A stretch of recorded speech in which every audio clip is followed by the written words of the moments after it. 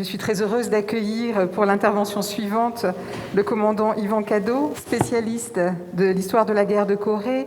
Le commandant Yvan Cadeau est le chef de la section du bureau de terre au service historique de la Défense. Il est l'auteur notamment d'un livre sur l'histoire de la guerre de Corée paru en 2016, d'un autre sur la guerre d'Indochine en 2019, ainsi que d'une biographie de Delattre en 2017.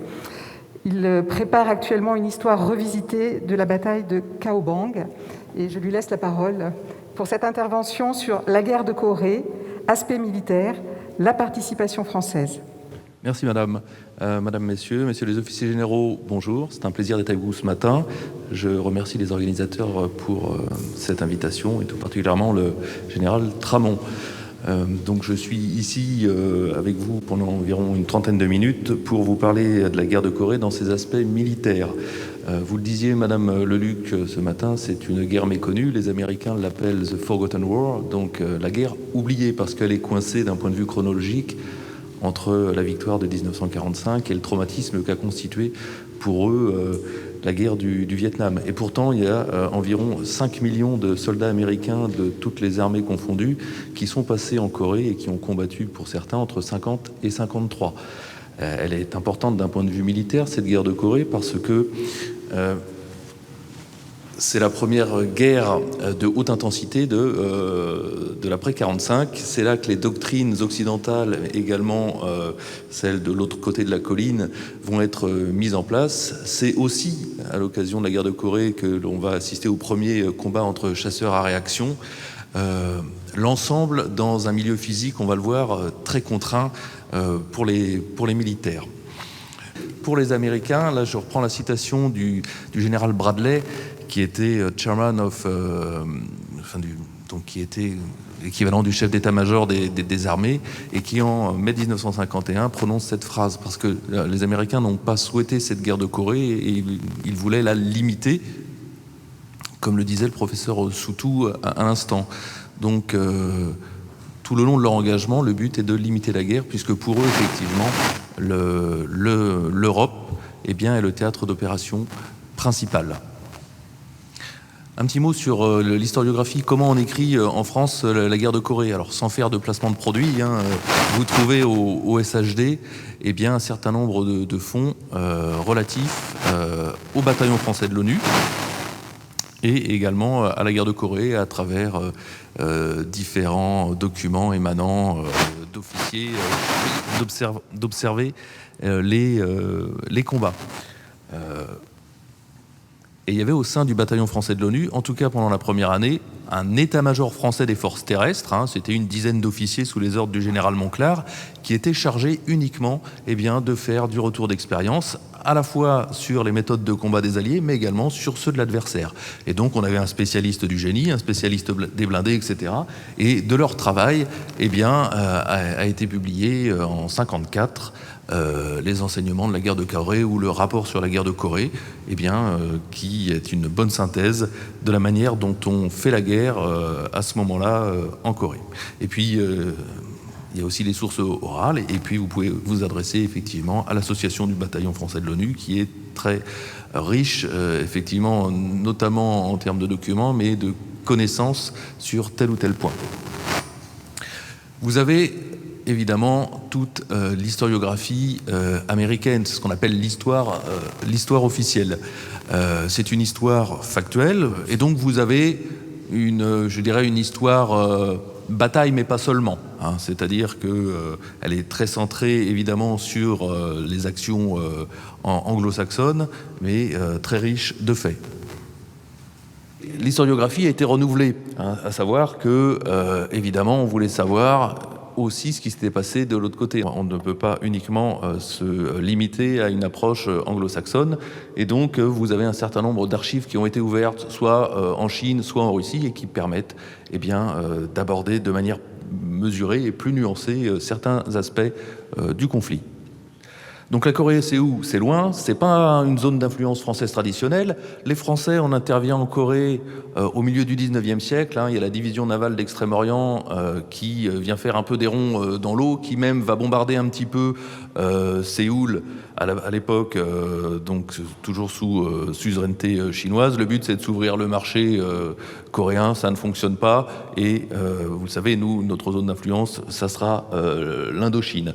En tout cas, en 1950, quand les contingents du bataillon français de l'ONU iront combattre en Corée, ils passeront par la même route que suivent les combattants du corps expéditionnaire français d'Extrême-Orient et feront une halte bien souvent en Indochine. Il faudra à peu près un mois. Corée, zone d'influence japonaise. La Corée, elle a deux avantages pour les Japonais. Un, elle permet de donner une profondeur stratégique à leur défense, à savoir qu'un éventuel adversaire qui serait en Corée est beaucoup plus à même de débarquer au Japon, tandis que si on occupe déjà la Corée, effectivement, c'est beaucoup plus confortable du point de vue de la politique défensive. Et puis aussi, le gros problème du Japon, c'est le manque de matières premières et de richesses, notamment en termes de minerais. Or, la Corée est très riche, notamment la Corée du Nord, en minerais, et également aussi, c'est peut-être un grenier à riz pour le Japon. Et donc, en 1895, elle supplante l'influence chinoise. 1910, elle annexe la Corée. Et elle y reste jusqu'en 1945. Alors la Corée, vous le voyez, c'est une zone très, très montagneuse. Comme on dit, la géographie commande. Donc les rares voies de communication, évidemment, sont dictées par la montagne. Et vous voyez, le long trait noir, c'est la seule voie ferrée qui existe en Corée. Et en fait, les quelques rares pénétrantes qui partent du nord au sud constituent les voies d'invasion naturelle pour tous les envahisseurs en Corée. Donc milieu montagneux, milieu au climat difficile, on le disait, amplitude thermique très forte, ça peut être du moins 40, plus 40, donc évidemment les conditions du combat sont aussi gravement affectées par le climat, les matériels également.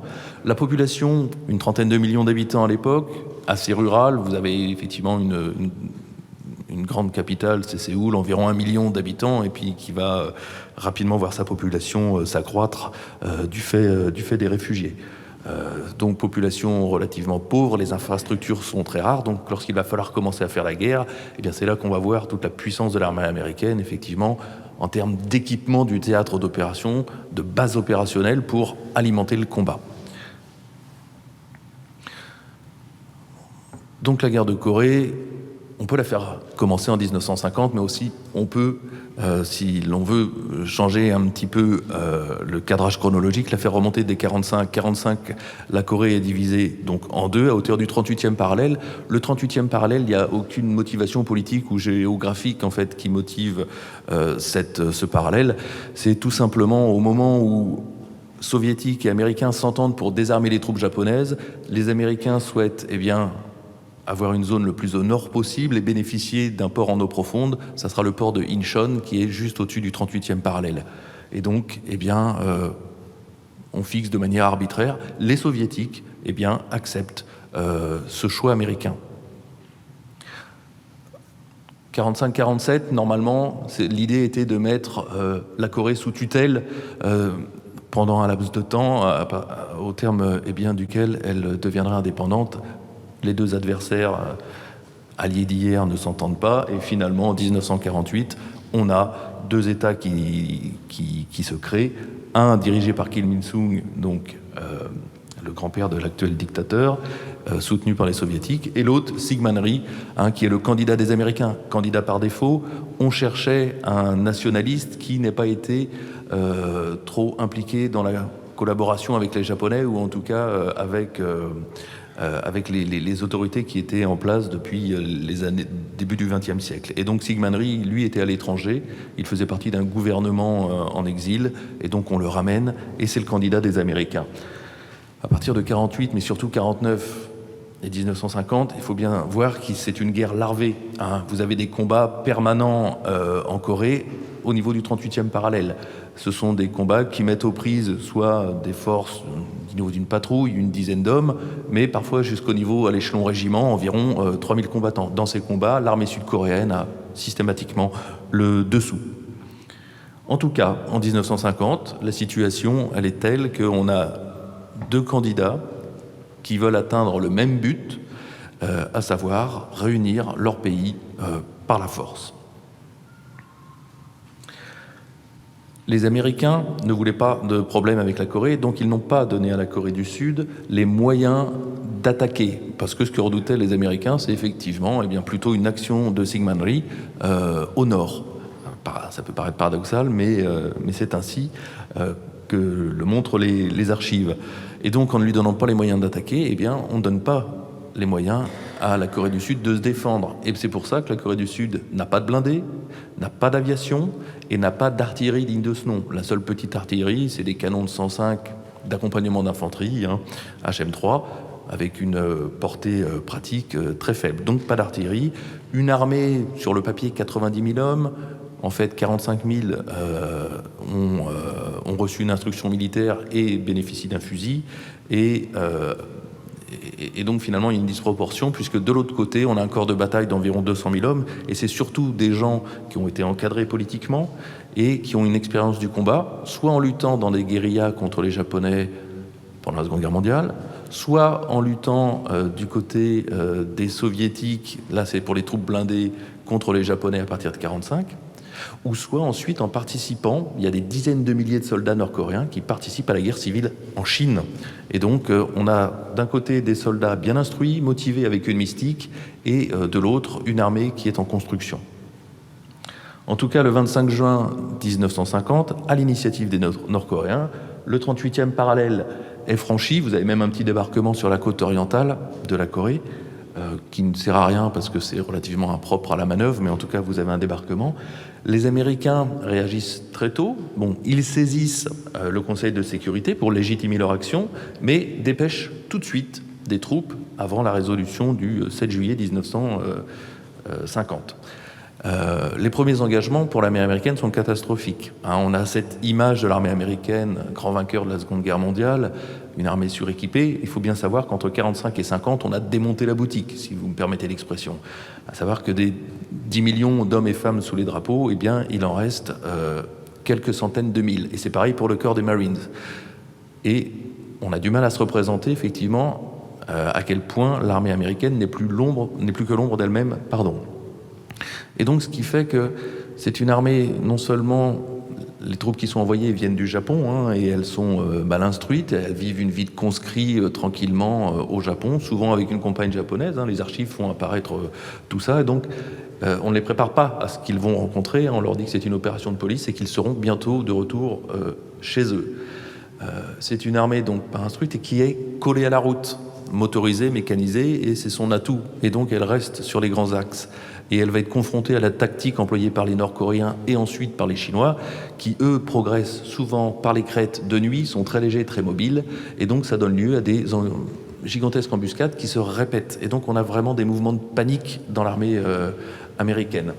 Et donc ces troupes américaines, elles appartiennent à la 8e armée, basée au Japon et sur diverses îles du Pacifique. C'est pour ça que la situation, fin août, elle est pas bonne. Les Américains et leurs alliés sont enfermés dans ce que les Français appellent le périmètre défensif de Pusan. Le but des Nord-Coréens, qui ont prévu une guerre et qui veulent une guerre courte, c'est de rejeter tout ce monde-là à la mer. Mais le temps joue inexorablement pour les Alliés, et notamment pour les Américains, où on voit quand même en l'espace de quelques semaines la montée en puissance des Américains et la manière, effectivement, de transformer leur industrie de paix en industrie de guerre. Les Nord-Coréens, eux, donc, qui voulaient une guerre courte, n'ont pas prévu une logistique suffisante pour alimenter le combat. Donc voici le front, début septembre. Voilà. Alors c'est un homme, celui qui commande donc les forces américaines sur le théâtre Asie-Pacifique, MacArthur, qui va changer la donne grâce au débarquement d'Incheon. Incheon, c'était l'ancien port de Séoul, et qui est maintenant l'aéroport de la ville. L'aéroport de Séoul, c'était Gimpo, qui n'apparaît pas là, mais MacArthur, il assiste très tôt, dès le 28 juin 1950, à la débandade de l'armée sud-coréenne. Et il va acquérir la conviction que cette armée ne peut pas se rétablir et qu'il va falloir un petit peu de temps, laisser s'enfoncer les Nord-Coréens et préparer une contre-offensive de style napoléonien, une manœuvre classique sur les arrières. Il va mettre plusieurs semaines à convaincre ses subordonnés et ses supérieurs du bien fondé de ses vues, et ça sera un succès puisque le 15 septembre 1950, l'opération Chromite est un succès. Le but était la capture de Séoul. Séoul, je vous disais, c'est la seule voie ferrée passe par là, donc le robinet logistique des Nord-Coréens est fermé, et on espère, ce qui est cher à tout militaire et sans doute un mythe, la fameuse bataille décisive qui met fin à la guerre. Mais le milieu physique de la Corée va permettre à des dizaines de milliers de combattants nord-coréens de s'enfuir par les montagnes, soit de regagner le nord, ou soit de s'établir en guérilla. C'est un aspect de la guerre de Corée qui n'est pas connu. C'est qu'en fait, jusqu'en 1953, on a des guérillas très actives au sud-ouest et au centre de la Corée du Sud qui vont mobiliser des dizaines de milliers d'hommes. Donc que fait-on? Est-ce que l'on rétablit la Corée dans ses droits, comme au 25 juin, et qu'on s'arrête sur le 38e parallèle? Ou est-ce que, on en profite pour renverser le régime nord-coréen? C'est ce que les Américains vont réussir à obtenir par une résolution du 7 octobre 1950. Puisque les opérations se passent bien, autorisation est donnée de franchir le 38e parallèle. Et donc on a deux masses de manœuvre, une sur la côte occidentale, la 8e armée, et une autre masse de manœuvre, le 10e corps d'armée, qui avait été constitué pour les besoins de l'opération Chromite, le débarquement sur Incheon. Et donc de chaque côté, on a ces forces onusiennes et sud-coréennes qui remontent. Pourquoi de chaque côté? Parce que vous avez la grande dorsale montagneuse de la Corée au milieu, qui est impropre à la manœuvre de troupes motorisées. Et on remonte. Le 19 octobre, Pyongyang est saisi. Pour la première fois, et la seule pour la guerre de Corée, il y a une grande opération aéroportée qui est déclenchée. Elle aura peu d'effet sur la prise de Pyongyang, mais en tout cas, l'armée nord-coréenne est en retraite. On fait un débarquement aussi sur la côte orientale. C'est pareil, qui sera inutile puisque les forces sud-coréennes sont déjà remontées à ce niveau. Tout se passe plutôt bien. Seulement, les Chinois ont prévenu depuis longtemps déjà qu'ils ne voulaient pas voir les troupes des Nations Unies venir planter leurs tentes sur les bords du Yalu. Le Yalu, c'est le grand fleuve qui fait frontière avec la Chine. Et donc les Chinois ont dit, dans ces cas-là, on interviendra. MacArthur, là sa responsabilité est assez grande, ne veut pas entendre ce message, ne veut pas entendre les rapports de ses subordonnés qui lui signalent déjà la présence de réguliers chinois. Il les minimise. Il a effectivement cette victoire à portée de main et il pense que ça collera. Or, ça ne va pas coller puisque les Chinois, conformément à leurs promesses, interviennent, suivant s'il vous plaît, en mettant en jeu 300 000 volontaires. Vous avez environ une masse de 180 000 hommes face à la 8e armée sur la côte occidentale et environ 120 000 sur la côte orientale. Les choses prennent rapidement une ampleur catastrophique puisque, je vous le disais, on en est encore à une vieille tactique qui est dictée par la motorisation, et donc les troupes des Nations Unies, les troupes américaines ne manœuvrent pas dans la montagne. C'est un espace qui est pour eux atactique, donc on reste collé à la route. Et les Chinois reprennent la tactique des Nord-Coréens, mais en beaucoup plus grand. Ils font des embuscades parfois jusqu'à une vallée de 8 km, notamment à Kununri, qui détruira en partie la 2e division d'infanterie américaine, à laquelle sera rattaché quelques semaines après le bataillon français de l'ONU. Alors, ce qui est un problème, la motorisation, va devenir aussi un atout pour créer de l'espace entre les assaillants chinois et les troupes onusiennes. À savoir que même en progressant par les crêtes et très vite, ils ne vont jamais aussi vite que, évidemment, des camions ou des navires. Et donc, on va pouvoir échapper à la catastrophe en sacrifiant des dizaines de milliers de tonnes de matériel, de canons, etc. Certains canons de 105 américains, 105 HM2, que l'on retrouvera plus tard à Dien Bien Phu, donné par les Chinois à l'armée populaire vietnamienne. Là, vous avez la figure de Chesty Puller, figure de la 1re division de Marines. D'accord. Et donc chez Stipler, effectivement, va raconter cette épopée de la première division de Marines dans des conditions absolument extrêmes. C'est à ce moment-là que le bataillon français de l'ONU en Corée va débarquer. Ce bataillon qui pensait arriver trop tard avant l'intervention des Chinois, on se disait tout va bien, la guerre sera peut-être même terminée lorsqu'on va débarquer. Pas du tout. Ils vont être en plein cœur des combats. Donc rattachés à cette deuxième division d'infanterie américaine qui a beaucoup souffert. Ce sont des divisions qui ont 3 régiments. Et qui généralement vont accueillir un régiment d'une nation alliée. Alors pour la deuxième division d'infanterie américaine, c'est des bataillons, 3 régiments à 4 bataillons. On aura également un bataillon de Néerlandais et de Thaïs. Le président Baudouin l'a rappelé, ils sont engagés dès le mois de janvier 1951. Et lorsque l'on interviewe ces anciens du bataillon de Corée, effectivement, ils disaient les Américains n'étaient pas plus impressionnés que ça de voir des soldats français. Il y avait quand même l'esprit, je me rappelle ce que l'homme disait, c'était les vaincus de 40.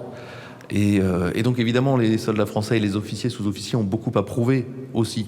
Et ils vont le prouver, et de fait, très rapidement, on peut le voir à la lecture des archives américaines, ce bataillon, très rapidement, on sait qu'on peut compter dessus pour les coups les plus durs, et il sera engagé en 51, 52 et 53, à chaque fois dans les batailles les plus sanglantes auxquelles vont participer les unités de l'ONU. Pas évident au début pour la France, dans l'état dans lequel elle était, d'envoyer des hommes.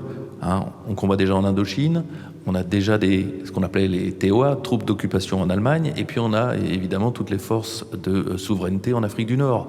Et donc on avait calculé que si on voulait mettre en place un bataillon avec des gens d'actifs, il fallait dissoudre une demi-douzaine de bataillons de l'armée française. Et c'est pour ça qu'on dit, on va encadrer ce bataillon avec un noyau d'officiers d'actifs, et puis le reste, ce seront des réservistes volontaires. Et effectivement, la première année, ce sont des réservistes volontaires.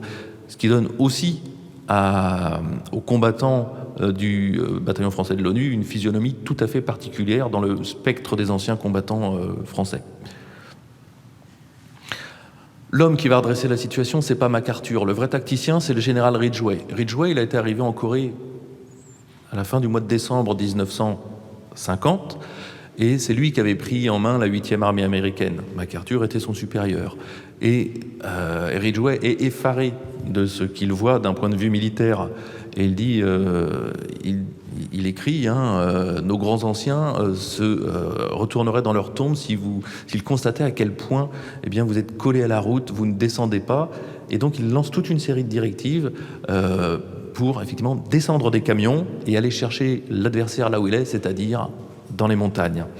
Et c'est pareil, il dit n'ayez plus peur de vous faire encercler, nous avons de formidables appuis en termes d'artillerie et aérien, donc n'hésitez pas à combattre en point d'appui fermé, etc., etc. C'est une nouvelle guerre qui s'ouvre pour les combattants américains.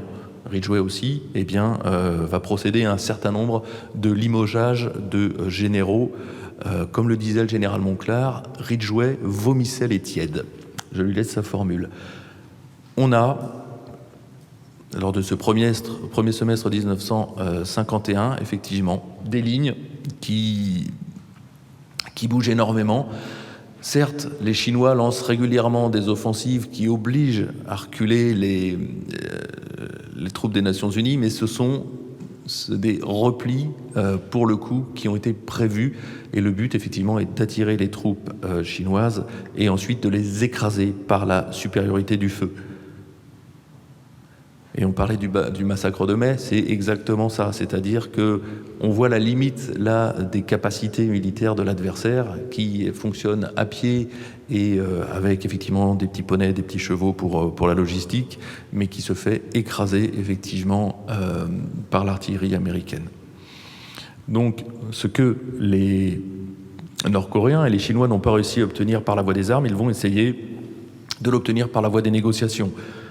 Et on met en place, au mois de juillet, à l'initiative des Soviétiques qui se présentent là un petit peu en médiateur, ce qui peut faire sourire, Et donc s'ouvrent les négociations de Kaesong.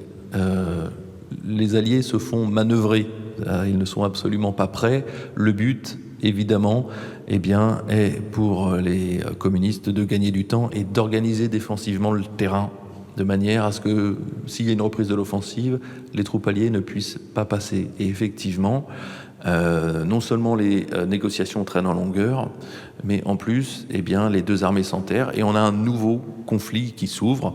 La guerre change de nature et on a effectivement une guerre type 14-18, guerre de tranchées, patrouille, coup de main, et de temps en temps, jusqu'en 1953, quelques grandes offensives qui sont là surtout pour jouer sur les négociations.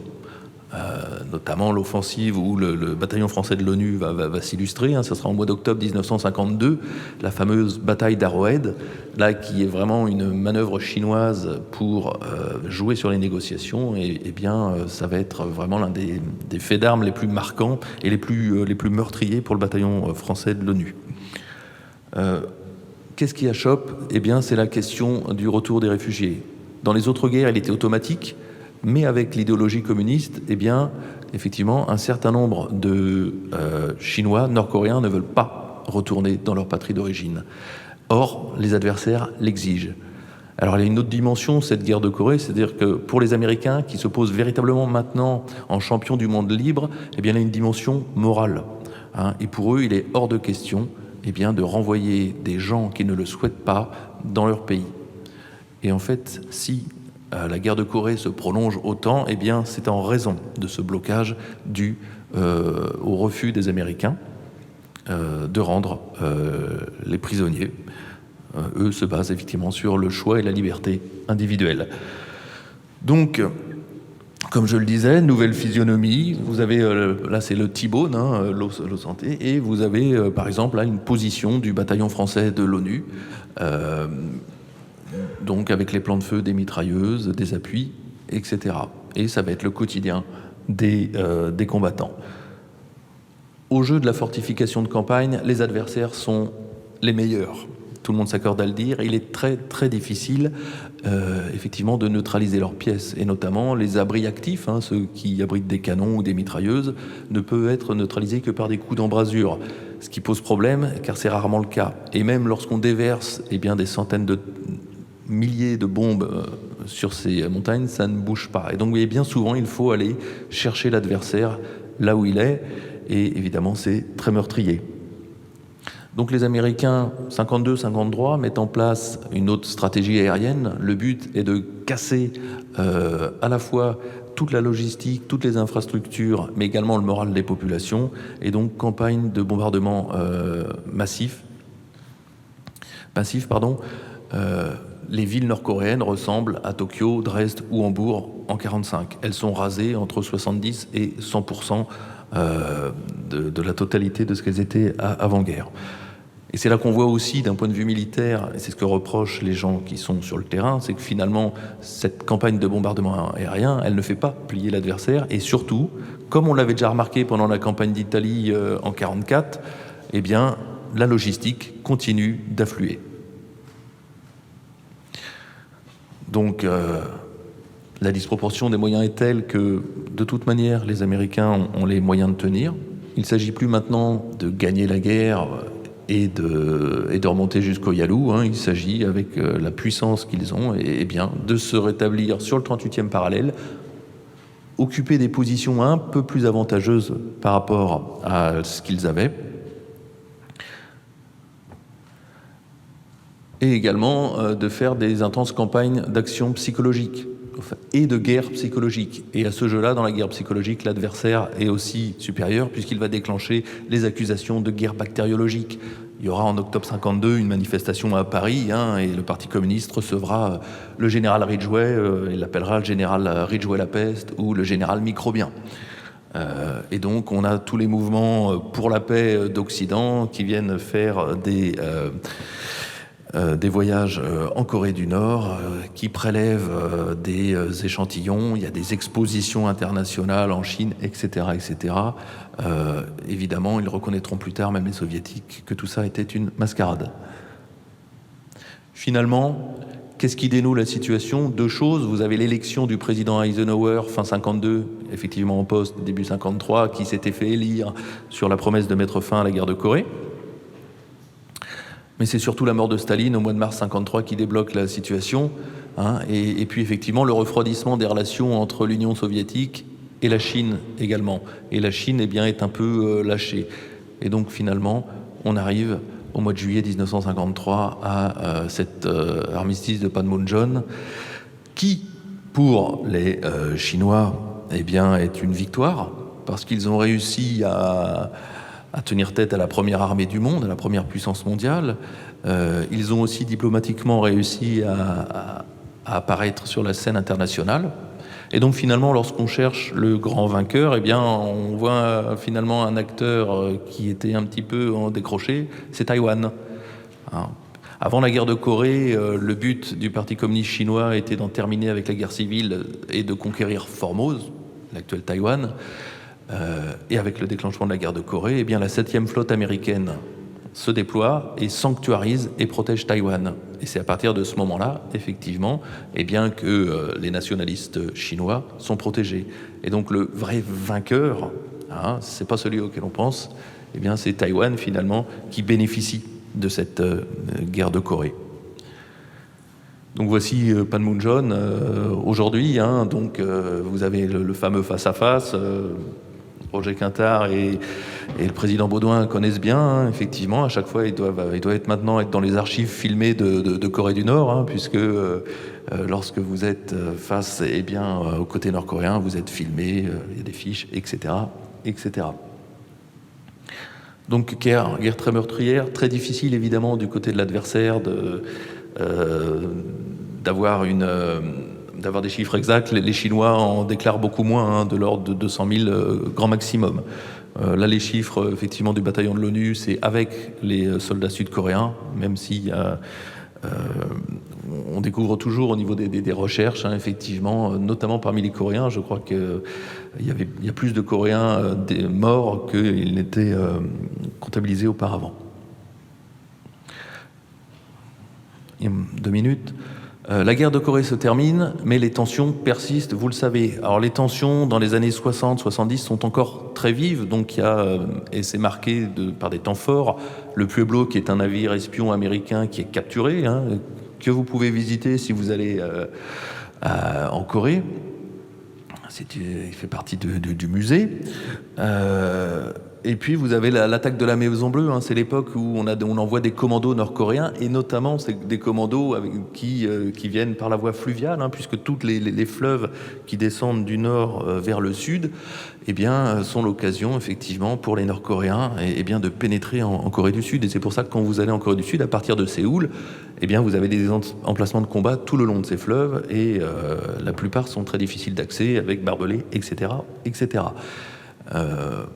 Les choses se sont un petit peu calmées sur ces actions commando depuis, mais la tension est toujours très forte. Il suffit de demander à nos camarades militaires sud-coréens. Ils ont fait un village de la paix, donc c'était pour répondre en fait à ce qu'avaient fait les Sud-Coréens au niveau de Kaesong. Alors pour la petite anecdote, les Nord-Coréens voulaient mettre en place un drapeau encore plus grand que celui du voisin, mais il était tellement grand que le premier drapeau, effectivement, n'a pas résisté avec la pluie et son poids. Et donc voilà, ils ont dû réviser leur ambition à la baisse. Donc on est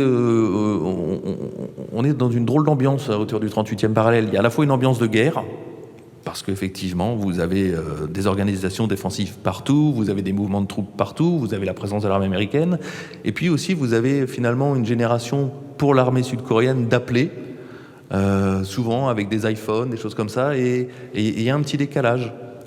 Ils se sont habitués effectivement à cette situation.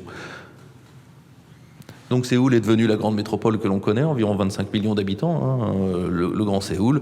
Et quant à Pyongyang, c'est toujours le siège de la dynastie rouge et de ses parades militaires et de ses missiles de plus en plus gros, intercontinentaux ou non. Voilà, je vous remercie de votre attention.